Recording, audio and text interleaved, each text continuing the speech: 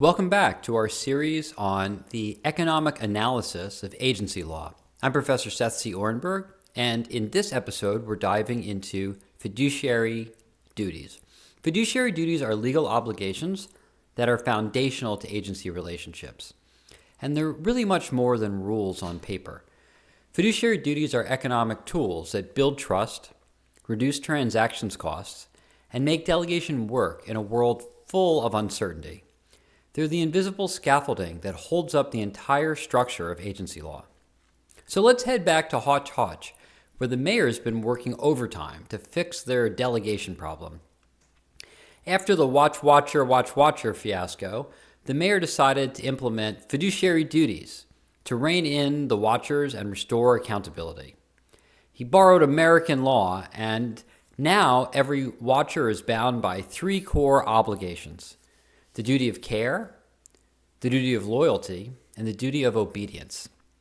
At first, these duties seem to stabilize the system, but as we'll see, even the strongest scaffolding can wobble if it's not maintained. Imagine this.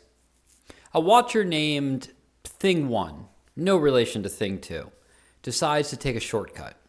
Instead of diligently watching the bee, Thing 1 sneaks off for a nap, trusting the bee to do its job without supervision. When the mayor finds out, they confront Thing 1. "You violated your duty of care," the mayor says. And Thing 1 shrugs and replies, "But the bee was working just fine without me. Why waste my time?" This excuse gets to the heart of why fiduciary duties matter. They're not just about punishing bad behavior or suing when there's harm. They're about preventing bad behavior by creating clear expectations and aligning incentives. In economic terms, fiduciary duties reduce transactions costs.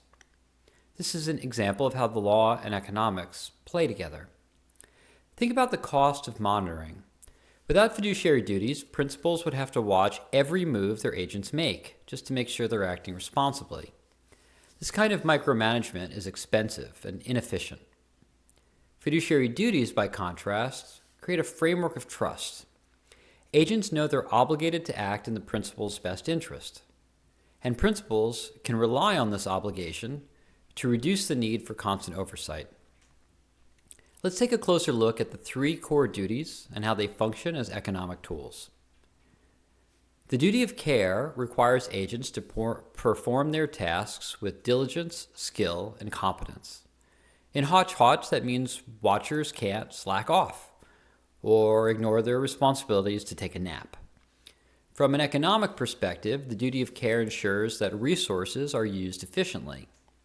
If the watchers do their job well, the mayor doesn't have to spend extra time or money correcting mistakes. In the real world, this duty underpins professional relationships, from doctors caring for patients to corporate directors managing shareholder assets. The duty of loyalty is about putting the principal's interests above the agent's. It prohibits self-dealing, conflicts of interest, and other behaviors that undermine trust. Back in Hotch Hotch, imagine that Thing 2 starts selling bee-related merchandise on the side, using the town's resources for personal profit. This would be a clear breach of loyalty if Thing 2 is employed as a watcher. And that creates inefficiency, plus it erodes trust. The duty of loyalty, which says that the agent can't usurp an opportunity of the principal, helps principals avoid these risks by ensuring agents remain focused on their assigned goals, and when they see opportunities, giving them to their principal. Finally, the duty of obedience requires agents to follow the principal's lawful instructions. In Hotch Hotch, if the mayor tells the watchers to supervise the bee, they can't decide to watch butterflies instead. The duty of obedience reduces ambiguity. It prevents agents from going rogue. It's a safeguard against misalignment, ensuring that delegation doesn't veer off course. But fiduciary duties aren't a magic wand. They work best when paired with other tools like incentives and monitoring. Let's look at the real-world case of Meinhard v. Salmon. Salmon, a business partner, secretly negotiated a lease for personal gain. This violated his duty of loyalty to his partner, Meinhard. Justice Cardozo famously described fiduciary duties as demanding, quote, the punctilio of an honor the most sensitive, end quote. This poetic phrasing reminds us that fiduciary duties require more than minimal competence. They demand excellence. Yet even in this case, enforcement required litigation, demonstrating that fiduciary duties don't eliminate transactions costs. They simply shift the burden from constant monitoring to occasional enforcement. Back in Hotch Hotch, the mayor recognized that duties alone weren't enough. To reinforce accountability, they introduced performance reviews and regular check-ins. He rewarded watchers who constantly met their duties with gold stars, literal ones this time. These stars became a symbol of trust and enhanced the watcher's reputation, which motivated watchers to act responsibly, even when the mayor wasn't looking. The feedback loop of trust and incentives reduced transactions costs and improved the town's overall efficiency. In the real world, fiduciary duties play a similar role in corporate governance, professional relationships, and financial markets.